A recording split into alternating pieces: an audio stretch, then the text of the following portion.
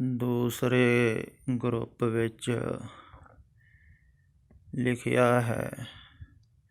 ਸਵਾਸ ਸਵਾਸ ਪ੍ਰਣਾਮ ਬਾਬਾ ਜੀ,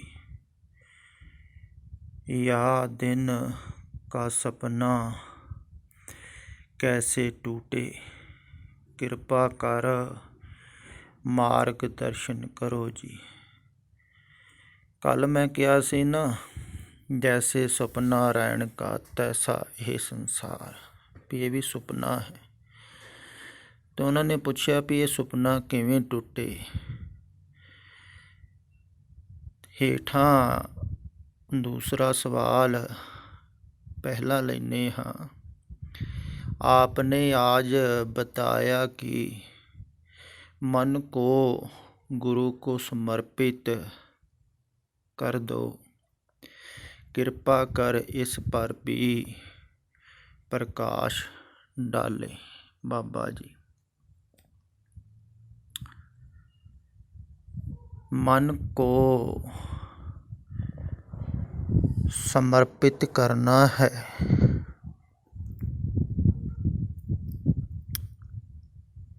नहीं किया तो यूँ ही जाता है भी मन नूं समर्पित कर दिओ, मन दे राम लिया है मोल। पर मन समर्पित हुंदा है, समर्पण हुंदा है, कीता नहीं जाता है। इउं समझ लो तुसीं। पहला अज सवेरे एक टैलीफोन द्वारा पुछया सी, बाबे नानक देव जी दा गुरु कौन सी। ये अक्सर पुछदे हन ज़्यादातर धार्मिक लोग। तो उन्होंने ख्याल हुंदा है भी अगर उन्हों का कोई गुरु नहीं सी, वो गुरु तो बगैर मुक्त हो सकते हैं, तो सानू की लोड़ है। फिर सिख कहते हैं भी उन्हों का गुरु शब्द सी। जिन्हों सिद्धा ने पुछया सी ना भी तुहाडा कौन गुरु है, ते बाबे नानक ने जवाब दिता सी, शब्द गुरु सुरत तुन चेला। ते उन्हां दा शब्द गुरु सी। ते सानू भी की लोड़ है, तो असीं भी शब्द नूं ही गुरु धारण करदे। ते शब्द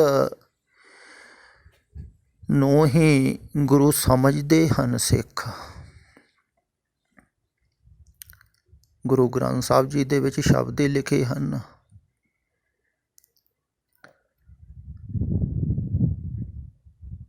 पर गुरु नानक देव जी दे जीवन वाल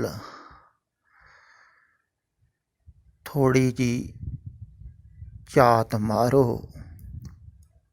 ख्याल करो भी जदों छोटी उम्र च कोई बच्चा हुंदा है ना, तो ज़्यादातर माता पिता की गल मनदा है, क्योंकि बच्चे नूं इन्नी समझ नहीं हुंदी है।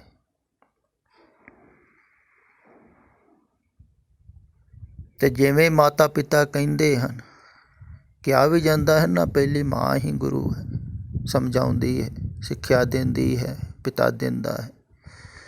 तो माता पिता ज़्यादा सिक्ख्या तो संसार वास्ते ही दिंदे हन,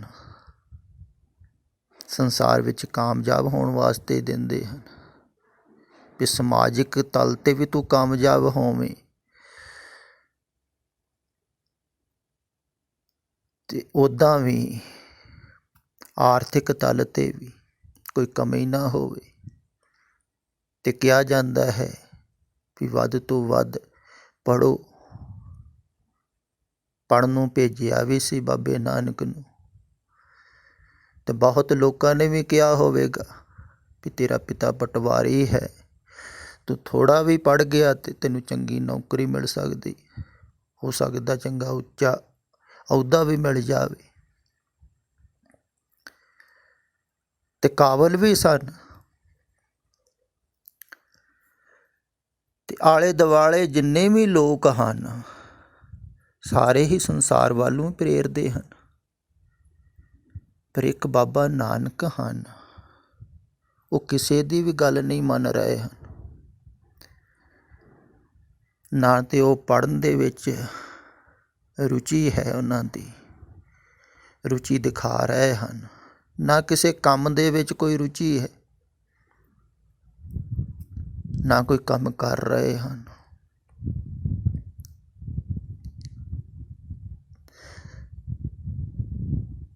ਤੇ ਤੁਸੀਂ ਆਪ ਸੋਚੋ ਵੀ ਇਕੱਲੇ ਇਕੱਲੇ ਲੜਕੇ ਸਨ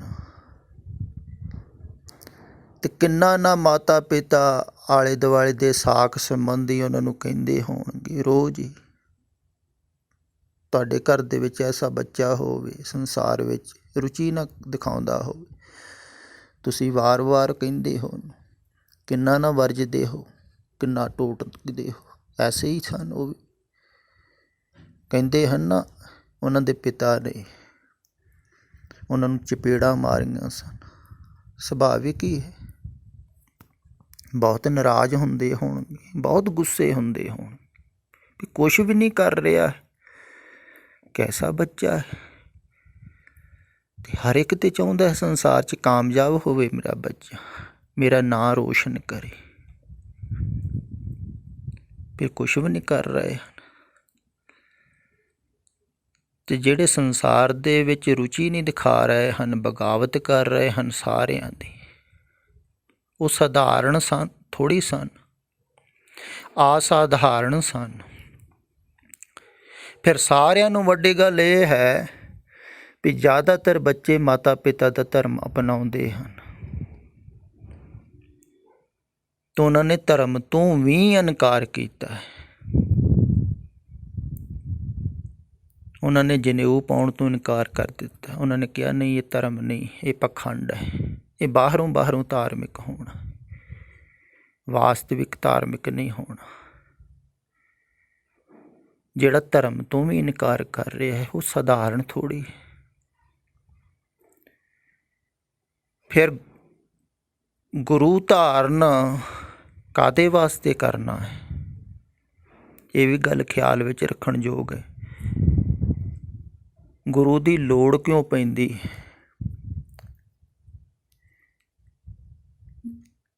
ਗੁਰੂ ਧਾਰਨ ਕਰਨਾ ਪੈਂਦਾ ਹੈ ਸੰਸਾਰ ਤੋਂ ਛੁਟਕਾਰਾ ਪਾਉਣ ਵਾਸਤੇ। ਸੰਸਾਰ ਤੋਂ ਮੁਕਤ ਕਰਦਾ ਹੈ ਨਾ ਗੁਰੂ।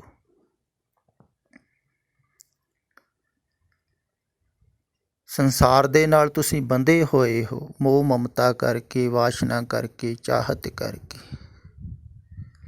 ਤੇ ਤੁਹਾਨੂੰ ਸੰਸਾਰ ਤੋਂ ਛਡਾਉਂਦਾ ਹੈ, ਮੁਕਤ ਕਰਦਾ ਹੈ, ਬੰਧਨ ਮੁਕਤ ਕਰਦਾ ਹੈ।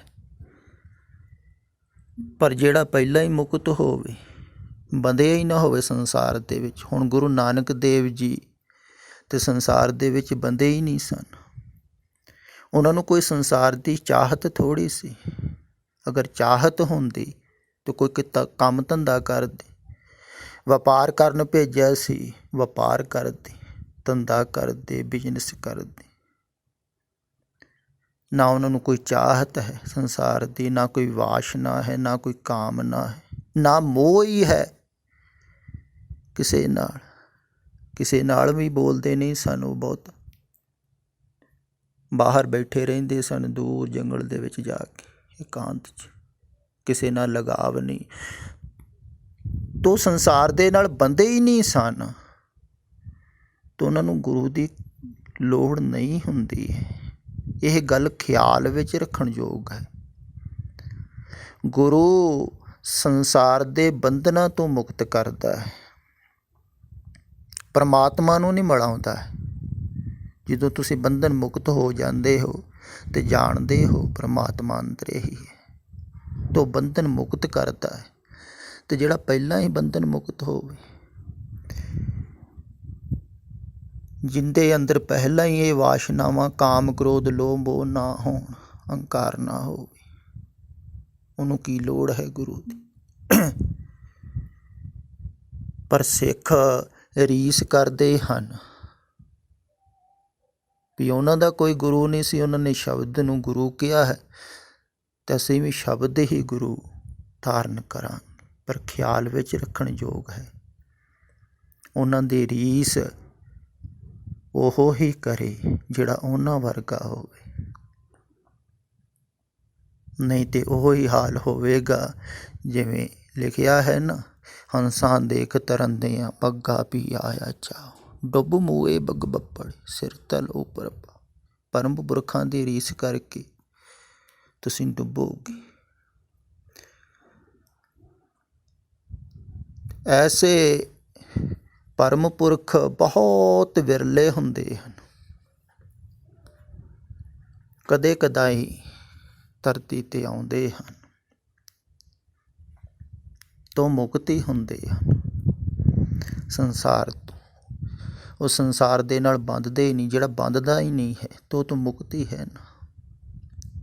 ਆਪ ਮੁਕਤ ਕਰੇ ਸੰਸਾਰ, ਅਤੇ ਸੰਸਾਰ ਨੂੰ ਮੁਕਤ ਹੋਣ ਦਾ ਰਸਤਾ ਦੱਸਦਾ ਹੈ, ਮੁਕਤ ਕਰਦਾ ਹੈ। ਪਰ ਜ਼ਿਆਦਾਤਰ ਲੋਕ ਗੁਰੂ ਧਾਰਨ ਕਰਨਾ ਨਹੀਂ ਚਾਹੁੰਦੇ ਹਨ।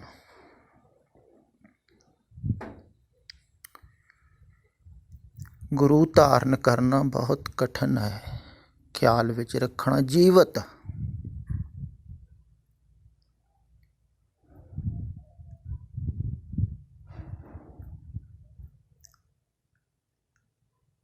ਅਜੇ ਗੁਰੂ ਗ੍ਰੰਥ ਸਾਹਿਬ ਜੀ ਨੂੰ ਗੁਰੂ ਮੰਨ ਲੈਣਾ ਸਿਖਾਲਾ ਹੈ, ਇਸੇ ਕਰਕੇ ਸਾਰੇ ਹੀ ਮੰਨ ਰਹੇ ਹਨ।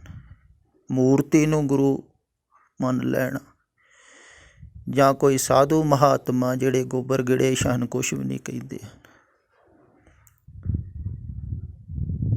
ਬਾਹਰੋਂ ਪ੍ਰਸ਼ੰਸਾ ਕਰਦੇ ਹਨ, ਉਹਨਾਂ ਨੂੰ ਗੁਰੂ ਧਾਰਨ ਕਰ ਲੈਣਾ ਬਹੁਤ ਸਿਖਾਲਾ ਹੈ। ਕਿਉਂਕਿ ਗੁਰੂ ਗ੍ਰੰਥ ਸਾਹਿਬ ਜੀ ਨੂੰ ਜਦੋਂ ਤੁਸੀਂ ਗੁਰੂ ਧਾਰਨ ਕਰਦੇ ਹੋ, ਗੁਰੂ ਮੰਨਦੇ ਹੋ,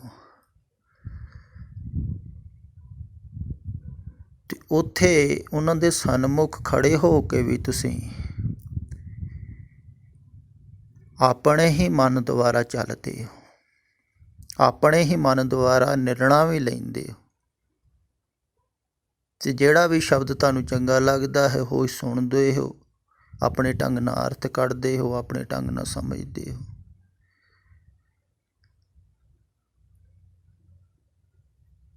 ਤਾਂ ਉੱਥੇ ਚੋਟ ਨਹੀਂ ਹੁੰਦੀ, ਨਾ ਕੋਈ ਚੋਟ ਕਰਦਾ ਹੈ। ਉੱਥੇ ਤੇ ਸ਼ਬਦ ਲਿਖੇ ਹੋਏ ਹਨ, ਤੁਸੀਂ ਵੀ ਜਾਣਦੇ ਹੋ। ਹੁਣ ਕਿੰਨਾ ਉਪਦੇਸ਼ ਪੜ੍ਹਨ ਵਾਲੇ ਹਨ, ਕਿੰਨਾ ਪੜ੍ਹਾਇਆ ਜਾ ਰਿਹਾ ਹੈ, ਕਿੰਨੇ ਸੁਣਨ ਵਾਲੇ ਹਨ, ਕੋਈ ਵੀ ਅਸਰ ਥੋੜ੍ਹੀ ਹੋ ਰਿਹਾ।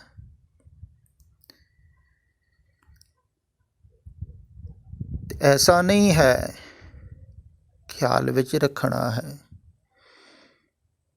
ਵੀ ਸ਼ਬਦ ਗੁਰੂ ਨਹੀਂ ਹੈ। ਸ਼ਬਦ ਨੂੰ ਵੀ ਗੁਰੂ ਕਿਹਾ ਹੈ, ਪਾਵਨ ਨੂੰ ਵੀ ਗੁਰੂ ਕਿਹਾ ਹੈ।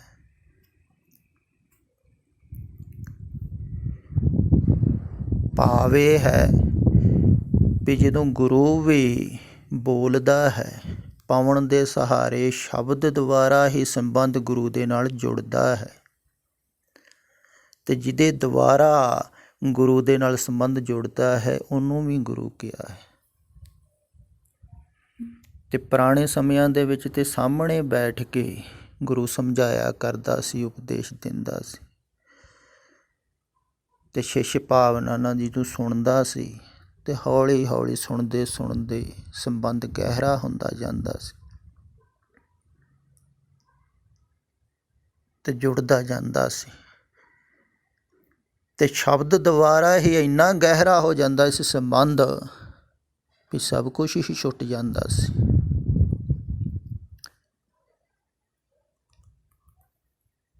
ਅਤੇ ਗੁਰੂ ਧਾਰਨ ਕਰਨਾ ਨਹੀਂ ਹੈ, ਗੁਰੂ ਧਾਰਨ ਹੋ ਜਾਂਦਾ ਹੈ।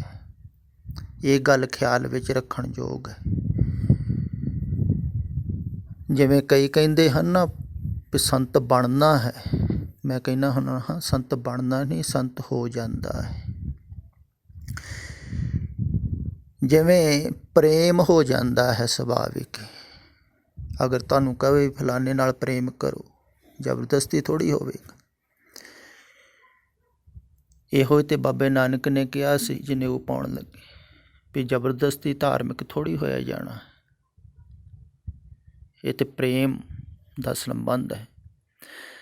ਤੇ ਜੇ ਕੋਈ ਕਹੇ ਨਾ ਵੀ ਮੈਨੂੰ ਗੁਰੂ ਧਾਰਨ ਕਰ ਲਓ, ਤਾਂ ਗੁਰੂ ਨਹੀਂ ਹੈ। ਇਹ ਗੱਲ ਖਿਆਲ ਵਿੱਚ ਰੱਖਣ ਯੋਗ ਹੈ